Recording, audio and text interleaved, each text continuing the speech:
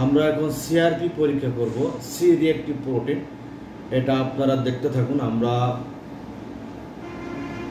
এই যে পেশেন্টের সিরাম আমরা সেন্ট্রিফিউজ করে নিয়েছি, নেওয়ার পরে আমরা এখন করব। এটা প্লেট নিয়ে নিয়েছি, প্লেটের মাধ্যমে আমরা এ করব।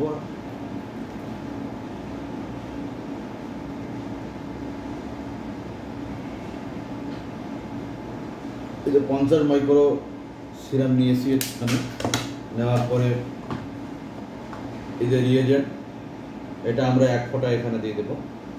1 ড্রপ দিয়ে দিলাম। দেওয়ার পরে একটা কাঠির সাহায্যে আমরা এটা সুন্দর করে মিক্স করব। মিক্স করে আমরা এখন 2 মিনিট রোটোডো মেশিনে আমরা ঘোরাবো। ঘোরানোর পরে দেখব এটা পজিটিভ কি নেগেটিভ, এটা আমরা আপনাদেরকে জানাচ্ছি একটু পরে।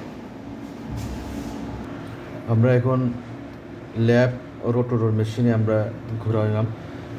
ঘোরানোর পরে আমরা এখন দেখব, হ্যাঁ, এটা আমরা 0.6 mg RTL নেগেটিভ আসছে। তো ভালো থাকবেন, আল্লাহ হাফেজ।